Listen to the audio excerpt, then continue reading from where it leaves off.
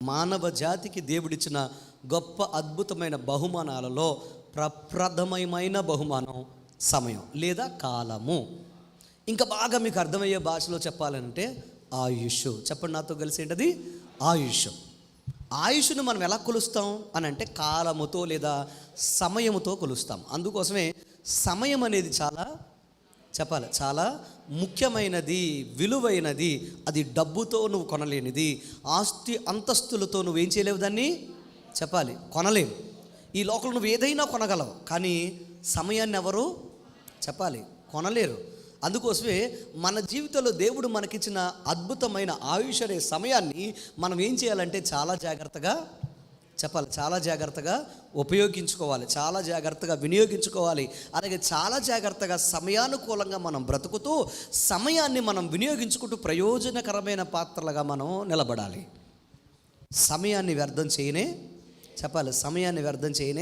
చేయకూడదు. సమయం యొక్క విలువ నీకు తెలియాలంటే, సమయం యొక్క విలువ మనకు అర్థం కావాలంటే, ఒక పబ్లిక్ ఎగ్జామ్ రాస్తూ లేదా ఏదైనా ఉద్యోగానికి ఎగ్జామ్ రాస్తున్న ఒక యవనస్తుడు సమయానికి ఎంతో కష్టపడి ఇంచుమించుగా 2-3 సంవత్సరాలు కష్టపడి చదివి ఆ సమయానికి చేరుకుందామనే ప్రయత్నంలో బస్సు లేట్ అయ్యో, లేకపోతే ఏదైనా బందో జరుగో, లేకపోతే ఏదైనా ఇబ్బంది జరుగో, ఒక క్షణమో 2 క్షణాలు లేటుకి వెళ్ళడం వల్ల వారు ఏం చేస్తారంటే గేట్లు వేసేస్తారు. మీరు గమనిస్తూ ఉంటారు, ఎంసెట్ ఎగ్జామ్లో లేకపోతే ఏదైనా కాంపిటేటివ్ ఎగ్జామ్స్ రాసినప్పుడు వాళ్ళ గేట్లు వేసేటప్పటికి దూర ప్రాంతం నుండి ఒక క్షణమో 2 క్షణాల్లో, ఒక 5 నిమిషాలు లేకపోతే 1 నిమిషమో లేటుగా వచ్చి వారు అనుమతించబడినప్పుడు ఆ గేట్లు పట్టుకుని ఏడుస్తున్న వారిని, అరే అబ్బాయి క్షణం యొక్క విలువ ఎంత అని అడిగితే వాడు నా 2 సంవత్సరాల ప్రయాస అంతా, లేకపోతే నా జీవితకాలం నేను కష్టపడి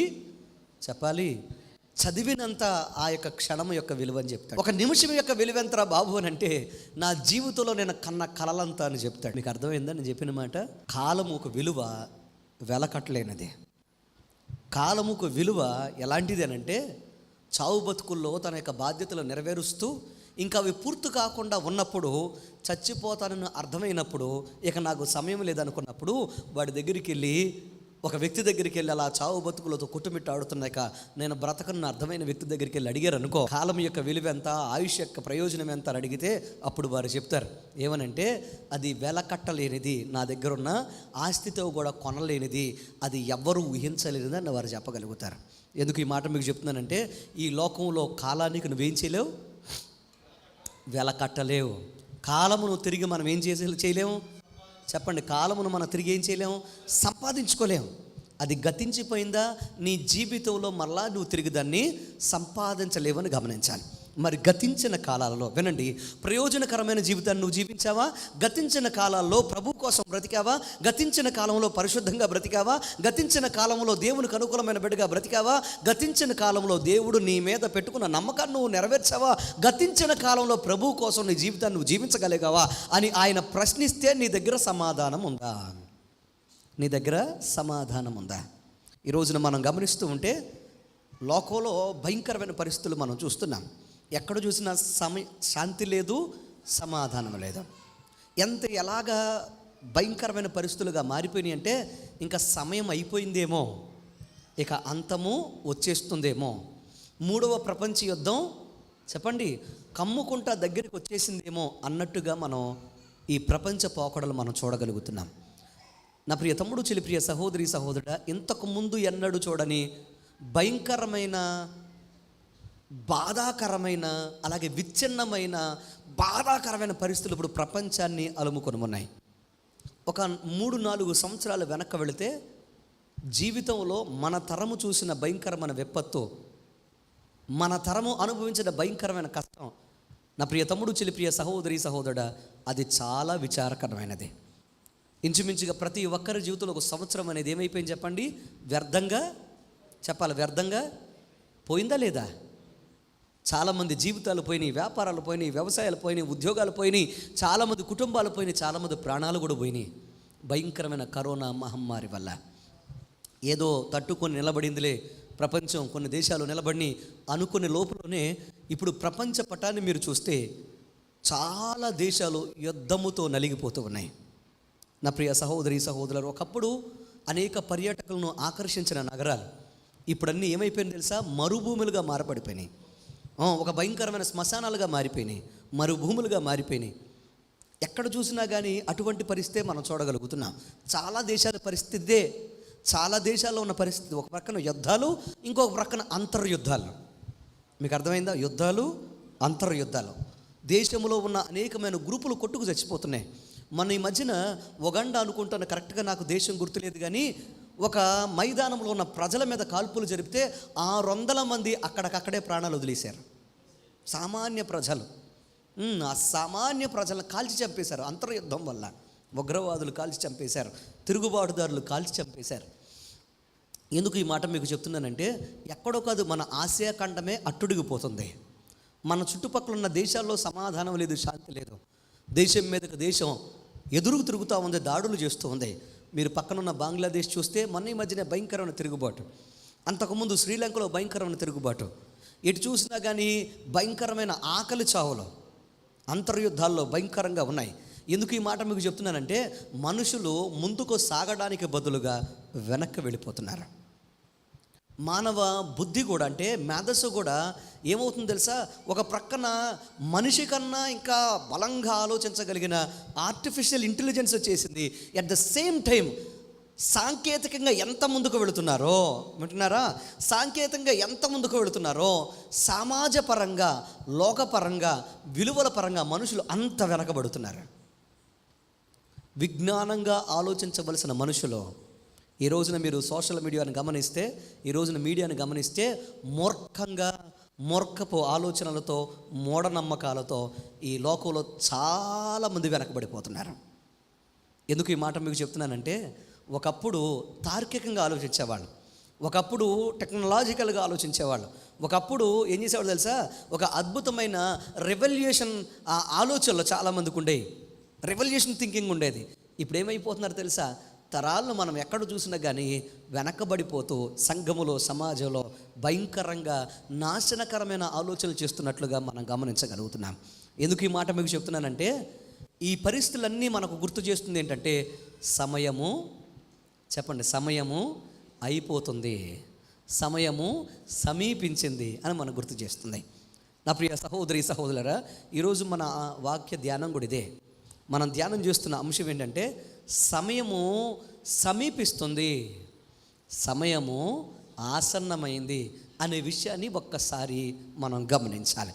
మరి సమయము సమీపిస్తూ ఉండగా ఎక్కడ చూసినా శాంతి లేదు, సమాధానం లేదు, యుద్ధాలు, అనారోగ్యాలు, బాధలు, కుటుంబాల మధ్యన భయంకరమైన అంతరాలు, అలాగే ఆత్మీయ జీవితాలు దిగజారిపోయిన తత్వాలు, అలాగే దేవుని యొక్క మందిరములో, దేవుని యొక్క సన్నిధిలో నిలబడలేని పరిస్థితులు, భయంకరంగా మనుషుల మధ్యన మనుషులు ఎన్నో ఇబ్బందికరమైన పరిస్థితులు అనుభవిస్తున్న ఈ కాలములో మనం ఏం చేయాలి?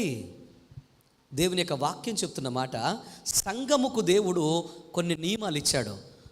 సమయము సమీపిస్తున్నప్పుడు సంఘం ఏం చేయాలో దేవుడు బోధించాడు, యేసు ప్రభువు వారు బోధించారు. వింటున్నారా నా ప్రియ సహోదరి సహోదరులారా? కలవరాలు ఏర్పడినప్పుడు, అనిశ్చితి ఏర్పడినప్పుడు సంఘానికి దేవుడు చెప్పిన అద్భుతమైన ఆత్మీయ అనుభవాలను మనం పొందుకోగలిగితే మనము కూడా కడవరి కాలంలో ప్రభువు ముందు నిలబడగలుగుతాం. నమ్మిన వారు దేవునికి స్తోత్రం చెప్పండి. హల్లెలూయా. యేసు ప్రభు వారు ఆరోహణమవుతూ ఆదిమ సంఘానికి 3 విషయాలు చెప్పారు. మనం చదివిన వాక్యంలో ఎన్ని విషయాలు చెప్పండి? 3 విషయాలు చెప్పారు. అది ఒక అనిశ్చితి కలిగిన పరిస్థితులు. యేసు ప్రభు అప్పటి వరకు బోధించి అద్భుతమైన దేవుని యొక్క రాజ్యాన్ని ఆయన స్థాపించి ఆ దేవుని రాజ్యమును విస్తరిస్తూ ఉన్న సమయంలో ఆయన పరలోక రాజ్యానికి ఆరోహణ అయిపోతూ ఉంటే వారందరూ కలవరపడిపోయారు. నాయనా, ఇప్పుడు ఏం చేయాలి? భయంకరమైన హింస, బాధ, వేదనకరమైన పరిస్థితులు, మమ్మల్ని ఏం చేయమంటారు? ఇలాంటి పరిస్థితుల మధ్యన నీవు ఏర్పాటు చేసిన పిల్లలైన మేము, అలాగే నువ్వు ఏర్పాటు చేసిన దేవుని రాజ్యము ఎలాగ ముందుకు సాగాలి, మేము ఎలాగ బ్రతికి బట్టగట్టాలి, మేము ఎలాగ నీ కోసం బ్రతకాలి అని అంటే, ఆ అద్భుతమైన పరిస్థితుల మధ్యన, భయంకరమైన పరిస్థితుల మధ్యన అద్భుతమైన దేవుడు ఏమని అన్నాడు తెలుసా? 3 విషయాలు చెప్పినట్లుగా మనం గమనిస్తాం. మొట్టమొదటిది గమనించండి, ఆదిమ సంఘంతో మాట్లాడిన మాట ఏమన్నారో తెలుసా? 4వ వచనం. ఆయన అన్నారు, ఏమని తెలుసా? చదవండమ్మా. తండ్రి యొక్క వాగ్దానము కొరకు మీరందరూ కనిపెట్టండి. అలాగే ఆయన వారిని కలుసుకొని ఇలాగ ఆజ్ఞాపించెను, మీరు యెరూషలేమునకు వెళ్ళనుండక నా వలన వినిన తండ్రి యొక్క వాగ్దానము కొరకు మీరు ఏం చేయండి? చెప్పండి, జాగ్రత్తగా కనిపెట్టండి. మీరు వెళ్ళిపోవద్దు, నేను వెళుతున్నానని మీరేం చేయొద్దు, ఇక్కడ నుండి స్కాటర్ అయిపోవద్దు, మీరు వివిధ ప్రాంతాలకు వెళ్ళిపోకండి, మీరు వెళ్ళవలసిన సమయం ఇంకా రాలేదు. మీరు ఏం చేయాలయ్యా అంటే, నేను మీకు బోధిస్తాను, నా ఆత్మను మీ మీదకు ఏం చేస్తాను, పంపిస్తాను. పరిశుద్ధాత్మ దేవుడు మిమ్మల్ని ఆవరించేంత వరకు మీరు ఏం చేయాలంటే కనిపెట్టి ఆయన కోసం లేదా దేవుని కోసం ఎదురు చూస్తూ ఉండండి. రెండు చేతులైతే దేవునికి స్తోత్రం చెప్పండి. హల్లెలూయా. ప్రభు మన జీవితాల్లో కార్యము చేసేంత వరకు, ప్రభు ఆత్మను మనం అనుభవించేంత వరకు, ప్రభు దేవుని అద్భుతమైన కార్యము జరిగించేంత వరకు, మనకు విడుదలిచ్చేంత వరకు, ఆశీర్వదించేంత వరకు, బలముగా మనల్ని వాడుకునేంత వరకు, ఈ భయంకరమైన కీడుల నుంచి తప్పించేంత వరకు మనం ఏం చేయాలి చెప్పాలి? ఏం చేయాలి? ఎదురు చూడాలి. సమయము సమీపిస్తుంది గనక మనం ఎవరి కోసం ఎదురు చూడాలి చెప్పాలి బిగ్గరగా? దేవుని కోసం మనం ఎదురు చూడాలి. ప్రభువు కోసం మనం ఎదురు చూడాలి. మొట్టమొదటిది, ఈ భయంకరమైన దినాల్లో మనం ఏం చేయాలంటే, ఆదిమ సంఘంతో యేసు ప్రభు వారు అన్నారు, మీరు ఎదురు చూడండి అనగానే వారందరూ ఏం చేశారు తెలుసా? వారు మేడ గదిలోనికి వెళ్ళి యెరూషలేము పట్టణములో వారు ఏం చేస్తున్నారు చెప్పండి? ఏం చేస్తున్నారు? ఎదురు చూడడం మొదలుపెట్టారు. దేవునికి స్తోత్రం కలుగును గాక. నా ప్రియ తమ్ముడు చెల్లి, ప్రియ సహోదరి సహోదరా, ఒక వ్యక్తి తన జీవితాన్ని దీవెనకరంగా మార్చుకోవాలి అని అంటే కష్టాల మధ్యన, కన్నీళ్ల మధ్యన, ఇబ్బందికరమైన పరిస్థితుల మధ్యన, ఆత్మీయ స్థితి లేని చోట ఆత్మీయంగా నిలబడాలి. నా బ్రతుకులో దిగజారిపోయే పరిస్థితుల మధ్యన నేను నిలబడాలి. నేను ఇక్కడ కాదని నాకు తెలుస్తుంది, ఇది కాదని నాకు తెలుస్తుంది, నా చుట్టూరున్న పరిస్థితుల మధ్యన నిలబడలేదని నాకు తెలుస్తుంది, అయినా ప్రభువు నన్ను ఎందుకు ఇక్కడ ఉంచాడో అక్కడ నేను నిలబడి ఉండాలి అని అంటే, నీ జీవితంలో నువ్వు చేయాల్సిన పని ఏంటంటే ఆయన కోసం చెప్పాలి, ఆయన కోసం ఎదురు చూడాలి. జాగ్రత్తగా అర్థం చేసుకోండి. ప్రతి మనిషి జీవితంలో ఒక మాట గుర్తుపెట్టుకోండి. పోయిన శుక్రవారం దైవజనుడు మాట్లాడుతూ ఒక మాట చెప్పాడు. నేను కూడా చాలా సందర్భాలు ఈ మాట గుర్తు చేస్తూ ఉంటాను. ఏ మనిషికి భరించలేని బాధను దేవుడు ఇవ్వడు, భరించే బాధనే ఇస్తాడు. నువ్వు భరిస్తావని నీకు ఇచ్చాడు. దేవునికి స్తోత్రం కలుగునుగా. నువ్వు భరించగలవని నీకు ఇచ్చాడు. నువ్వైతేనే తట్టుకొని అక్కడ నిలబడతావని నీకు చెప్పండి ఆ బాధ్యత, ఆ బాధ, ఆ భారం నీకు ఇచ్చాడు. అంటే ఇప్పుడు వాటి నుండి నువ్వు పారిపోతానంటే అందులో అర్థం లేనే చెప్పాలి లేదు. నువ్వు నిలబడాలి, నువ్వు ఎదురు చూడాలి. నువ్వు ఎదురు చూసి ఆయన శక్తిని పొందుకొని సమయం వచ్చినప్పుడు ఆయన కోసం సాక్షిగా నిలబడాలి. దేవునికి స్తోత్రం కలుగునుగా. అందుకోసమే దేవుని యొక్క అద్భుతమైన ప్రణాళిక నీ జీవితంలో నెరవేర్చబడాలి అంటే, ఆయన ముఖ దర్శనం నువ్వు చేయాలి అని అంటే, నీ బ్రతుకులో ఆయన కోసం ఎదురు చూసే లక్షణము నీకు చెప్పాలి బిగ్గరగా ఉండాలి. అర్థమైందా? ఎందుకనంటే ఈ కడవరి కాలములో సంఘములు, సహవాసాలు, కుటుంబాలు, వ్యక్తిగత జీవితాలు భయంకరంగా శోధించబడే కాలం ఇది. అందుకోసమే సాతాను ఏం చేస్తున్నాడంటే తెలుసా? జల్లిట్లో వేసి జల్లించినట్లుగా విశ్వాసం ఏం చేస్తున్నాడు తెలుసా? జల్లించి పడిస్తున్నాడు. ఈ రోజులో మన జీవితాల్లో ఆత్మీయంగా బలపడాలి, కాపాడబడాలి అని అంటే, మనం మన జీవితాల్లో ఎవరి కోసం ఎదురు చూడాలి చెప్పాలి? ఎవరి కోసం ఎదురు చూడాలి? దేవుని కోసం ఎదురు చూడాలి. సంఘము పటిష్టంగా ఉండాలి. సంఘం ఎలా ఉండాలి చెప్పండి? కుటుంబం ఎలా ఉండాలి? పటిష్టంగా ఉండాలి. నువ్వు ఎలా ఉండాలి చెప్పాలి?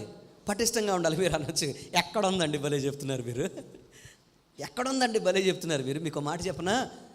ఎక్కడ ఉందని చూడకుండా నువ్వు ఉన్నావో లేదో చూడు. ఆటోమేటిక్గా నీతో పాటు కొంతమంది బలమైన వారు నీకు జతవుతారు.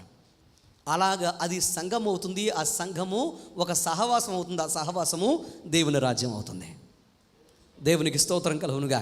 ఈ కాలములో జాగ్రత్తగా ఉండండి. యేసు ప్రభు వారు ఆదిమ సంఘములో ఆయన చెప్పిన మాటను మీరు జాగ్రత్తగా గమనిస్తే, నేనే యేసు ప్రభువునని చెప్పిన వారు చాలామంది ఉన్నారు. నేనే మెస్సయ్యనని చెప్పిన వారు కూడా చెప్పాలి చాలామంది ఉన్నారు. అంత మాత్రమే కదా, అపోస్తుల యొక్క ఆత్మను కావాలని కోరుకొని వారిలాగా ప్రవర్తించిన వారు కూడా చాలామంది చెప్పండి ఉన్నారు. ఎందుకనంటే వారు కూడా ఏదో ఒక మహిమను చేసి వారు కూడా ప్రజలను వారి వైపు తిప్పాలనుకున్నారు. మీకు ఒక మాట చెప్తాను వినండి. పరిశుద్ధ లేఖనం మనం పట్టుకున్నామంటే పిలుపు లేకుండా పట్టుకొనే చెప్పాలి, పట్టుకోకూడదు. పిలుపు ఉండాలి. పిలుపుతో పాటు జాగ్రత్తగా వినండి, పిలుపుకు తగ్గ జీవితం చెప్పండి జీవించాలి. మీకు ఒక మాట చెప్పనా? దేవుని యొక్క వాక్యం చెప్పేటప్పుడు మనం గుర్తుపెట్టుకోవాల్సిన విషయం ఏంటంటే, దీన్ని చదివేటప్పుడు గుర్తుపెట్టుకోవాల్సిన విషయం ఏంటంటే, పరిచర్య చేసేటప్పుడు గుర్తుపెట్టుకోవాల్సిన విషయం ఏంటంటే, మనం పని చేసినా, పరిచర్య చేసినా, ప్రభు వాక్యం చదివినా, అలాగే ప్రభు వాక్యము బోధిస్తున్నా మనము కనపడకూడదు. మనలో ఎవరు కనపడాలి చెప్పాలి? ఎవరు కనపడాలి? దేవుడు కనపడాలి. దేవునికి స్తోత్రం కలుగునుగా. పోయిన ఏ రోజు వెళ్ళాను 23వ తారీఖున నేను కాకినాడ వెళితే అక్కడికి ఒక పాస్టర్ గారు వచ్చాడు. ఆయన రంపచోడవరం మారేడుమిల్లి ప్రాంతంలో ఆయన పరిచయం చేస్తాడంట. ఆయన పాస్టర్ గారు వచ్చాడు. ఆయన పాస్టర్ గారు నాకు తెలియదు, అందరిలో కూర్చొని వాక్యం విన్నాడు. విన్న తర్వాత చివరిలో వచ్చి ఆయనకి అవకాశం ఇస్తే, గ్రీటింగ్స్ చెప్తూ ఆరాధన నడిపించమని అవకాశం ఇస్తే ఆయన ఒక మాట అన్నాడు. ఏమనంటే, ఈరోజు ఈ వాక్యము ద్వారా మీ అందరూ మాత్రమే కాదు, నేను కూడా బలపరచబడ్డాను అని చెప్తూ ఒక మాట అన్నాడు. ఆయన అన్న మాట ఏంటంటే గొప్ప విషయం, నాకు చాలా బాగా నచ్చిన విషయం. నేను దేవుని సేవకుని చూడలేదు, నేను ప్రభువును చూడగలిగాను బలిపీఠం మీద అన్నాడు. దేవునికి స్తోత్రం చెప్పండి, హల్లెలూయా. ఎందుకు ఈ మాట మీకు చెప్పానంటే, నాకు బోధించిన ఒక అద్భుతమైన దైవజనులు ఒక దైవజనుడు, చాలాసార్లు చెప్పాను ఆ మాట మీకు. అద్భుతమైన దైవజనులు ఒక దైవజనుడు Jacob Cherian, doctor Jacob Cherian. ఆయన బెంగళూరులో నేను బైబిల్ కాలేజీలో ఉన్నప్పుడు ఒక మాట చెప్పాడు. చివరిలో నేను వాక్యం చెప్పాను. అంటే మేము ట్రైనింగ్ పూర్తయిన తర్వాత ప్రతి వ్యక్తి కూడా గ్రాడ్యుయేషన్ తీసుకునే వారు ఏం చేయాలంటే, మొత్తం అక్కడ కూర్చున్న మాతో చదివిన మాకు సీనియర్సు జూనియర్సు అలాగే మాకు బోధించిన దైవజనుల ముందు ఏం చెప్పాలంటే వాక్యం చెప్పాలి. అలా వాక్యం చెప్పడానికి అవకాశం ఇస్తారు. దానికోసం ప్రార్థన చేయడానికి సిద్ధపడడానికి 4 రోజులు టైం ఇస్తారు. నేను వాక్యం చెప్పిన తర్వాత ఆ రోజు నన్ను క్యాఫ్టేరియాకి తీసుకెళ్ళి, అంటే టీ తాగడానికి అక్కడ కొన్ని రూమ్స్ ఉంటాయి అనమాట, అక్కడికి తీసుకువెళ్ళి ఆ దైవజనుడు నా మీద చేసి ఆయన చాలా సంతోషిస్తూ నాకు మెంటర్గా ఉన్నాడు. ఆయన మెంటర్గా ఉన్న దైవజనుడు అన్నాడు ఏమనంటే, ఇలాగ భుజం మీద చేసి, నేను చూస్తే నాకు చాలా గర్వంగా ఉంది, దేవుడు నిన్ను బలంగా వాడుకుంటాడు అనిల్, చాలా బలంగా వాడుకుంటాడు. నువ్వు మాట్లాడుతూ ఉంటే నీలో దేవుని శక్తిని నేను చూడగలుగుతున్నాను. కానీ జాగ్రత్త, ఈ మాట చెప్పాడు నాకు. ఏమనంటే, నువ్వు బోధించిన తర్వాత రానున్న దినాల్లో చాలా బలమైన సేవ చేస్తావు, బలంగా బోధిస్తావు. కానీ నువ్వు గుర్తుపెట్టుకోవాల్సిన విషయం ఏంటంటే, నువ్వు బోధించిన తర్వాత నువ్వు కనపడకూడదు. ఎవరు కనపడాలి తెలుసా? సిలువ కనపడాలని చెప్పాడు. ఎవరు కనపడాలి? సిలువ. బోధించు, దేవుని వాక్యాన్ని బోధించు, లోతుగా బోధించు. కానీ ఎప్పుడైతే ప్రజలు దేవుని యొక్క వాక్యాన్ని స్వీకరించిన తర్వాత ఆయన దగ్గరకు రావడం ప్రారంభిస్తారో, నువ్వు పక్కకు వెళ్ళిపోయి ప్రభువును చూపించు అని అన్నాడు. దేవునికి స్తోత్రం కలుగునుగా. అందుకోసమే మీరు గమనించారో లేదో, నేను ఎప్పుడు వాక్యం చెప్పినా చివరికి నేను దేని గురించి మాట్లాడతానంటే సిలువ గురించి మాట్లాడతాను. చివరికి నేను మాట్లాడే దేని గురించి అంటే, ఆత్మలో రక్షించబడ్డం కోసం, ఆత్మ విలువ కోసం, జీవితం యొక్క విలువ కోసం యేసు ప్రభు త్యాగం గురించి మాట్లాడతాను. ఎందుకు ఈ మాట మీకు చెప్తున్నానంటే, మనం ఎంత బోధించామో, ఎంత టాలెంట్ చూపించామో అనేది దేవుడు చూడడం. నువ్వు ఎంతగా ప్రభువుని గణపరిచావో అది దేవుడు చూస్తాడు. దేవునికి స్తోత్రం కలుగునుగా. ఎందుకు ఈ మాట మీకు చెప్పాను అని అంటే, ఈ రోజున చాలామంది జీవితాల్లో ప్రభువుని కనపరచడం, ప్రభువును చూపించడం చాలామంది ఏమవుతున్నారు తెలుసా? విఫలమవుతున్నారు. ప్రభువు మనలో కనపడాలి, మనము మరుగుపడాలి. దేవునికి స్తోత్రం చెప్పండి, హల్లెలూయా. మనల్ని ప్రభువు చూస్తున్నాడు. నేనేంటో నువ్వేంటో ఎవరు చూస్తారు చెప్పండి? ఎవరు చూస్తారు? దేవుడు చూస్తున్నాడు. కడవరి కాలంలో ఉన్నామండి. నా ప్రియ తమ్ముడు, చెల్లి, ప్రియ సహోదరి, సహోదరుడా, ఆయన కోసం ఎదురు చూడాల్సిన సమయంలో మనం బ్రతుకుతున్నాం. లోకం వైపు కానీ, లోక ఆశల వైపు కానీ చూస్తూ మన జీవితాన్ని వ్యర్థం చేసే కాలము కానే చెప్పాలి కాదు. కమ్ముకుంటూ వచ్చేస్తుంది కడువరి దినము. అయ్యో అయ్యో ఎంతో చెప్పండి వేదనకరము. చెప్పాలి, కమ్ముకుంటూ మేఘము కమ్ముకున్నట్లుగా, వింటున్నారా? మేఘము కమ్ముకున్నట్లుగా ఆయన ప్రచండమైన సైన్యము కమ్ముకుంటూ వచ్చేస్తుంది. మరలా చెప్తున్నాను, దేవుని రాకడ ఎప్పుడో, నీ పోకడ ఎప్పుడో నీకు చెప్పాలి తెలియదు. చాలామంది ఏమనుకుంటున్నారంటే, ఇంకా మేమేమి సుఖపడిపోయాం, ఇంకా మేము ఏమి ఎంజాయ్ చేసాం. చాలామంది అనుకుంటున్నారు, ఇంకా మేము మా యొక్క వయసు చాలా ఉంది కదా, మేము మా జీవితంలో ఇంకా మేము ఏం అనుభవించామని, ఇంకా దేవునికి సాక్షులుగా బ్రతకడానికి ఇంకా చాలా కాలం ఉందని చాలామంది అనుకుంటున్నారు. సిద్ధపాట్లు లేని పరిస్థితులు, సిద్ధపడమని చెప్తూ ఉంటే వేళాకోళం చేసే పరిస్థితులు. దౌర్భాగ్యం చెప్పనా, ఈ రోజున దేవుని పిల్లలుగా ఉండి రక్షించబడి ఉండి కూడా చాలామంది ఎలాంటి దౌర్భాగ్యులనే ఉన్నారు. శరీరాన్ని చంపుకోలేని దౌర్భాగ్యులు చాలామంది, శరీర కోరికలను అణుచుకోలేని వారు చాలామంది, పాపాన్ని అసహించుకోలేని వారు చాలామంది, దేవుని యొక్క ఆత్మను ప్రేమించలేని, దేవుని ఆత్మను అనుభవించాలనే ఆలోచన లేని భయంకరమైన భ్రష్ట తరము ఈ రోజున సంఘాలని, సహవాసాలని భయంకరంగా కలవరపెడుతుంది. నా ప్రియ తమ్ముడు, చెల్లి, ప్రియ సహోదరి, సహోదరుడా, దేవుని రాజ్యం చాలా సమీపంగా ఉంది. ఈరోజు ప్రభువు కోసం మనం ఎదురు చూడలేకపోతే ఆయన మనం ఎదుర్కొనే, చెప్పాలి బిగ్గరగా, ఎదుర్కోలేము. మత్తయి సువార్త 25వ అధ్యాయము 1 నుండి 13 వచనాలు. మత్తయి సువార్త 25వ అధ్యాయం 1 నుండి 13 వచనాలు. జాగ్రత్తగా వాక్యం మీరు గమనిస్తే అక్కడ మనకు 10 మంది కన్యకలు కనపడుతున్నారు. ఈ 10 మంది కన్యకల యొక్క వృత్తాంతములో మీరు జాగ్రత్తగా వింటే, ఈ 10 మంది కన్యకల వృత్తాంతములో 5 ప్రభువుని ఆయన ముఖ దర్శనాన్ని చేయగలిగారు. 5 యేసు ప్రభువుని లేదా ఆయన యొక్క అద్భుతమైన రాజ్యాన్ని చేరుకోగలిగారు. 5 ఆయన రాజ్యానికి వారసులయ్యారు. 5 ఏం చేశారు తెలుసా? ఆయన ఇంటిలోనికి అడుగు పెట్టగలిగారు. 5 ఏం చేయలేకపోయారు?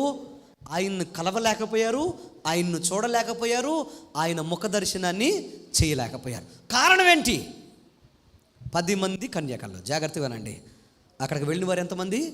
10 మంది కన్యకలు. 5 సిద్ధపాటు కలిగిన వారు, 5 చెప్పాలి సిద్ధపాటు లేనివారు. 5 సిద్ధపాటు కలిగిన వారు అని అంటే వారు ఆత్మీయంగా సిద్ధపడ్డారు, శారీరకంగా కూడా చెప్పండి సిద్ధపడ్డారు. అంటే వారు జీవితంలో వారు నాజీరు చేయబడిన వారే. వారి జీవితం అంతా కూడా ప్రభువుని ఎదుర్కోవడమే, ప్రభువుని కలుసుకోవడమే, ఆయన కోసం ఎదురు చూడడానికి మాకు ఏమేమి కావాలో అన్నిటినీ సిద్ధపరుచుకున్నారు. అవసరమైతే సజీవ దహనమైన అవడానికి వారు, చెప్పండి, సజీవ దహనమైన అవడానికి వారు సిద్ధమే. వారి దేవుణ్ణి ఎదుర్కొనే, లేకపోతే ఆయన్ను చూసే కార్యక్రమంలో దేన్ని కోల్పోవడానికైనా.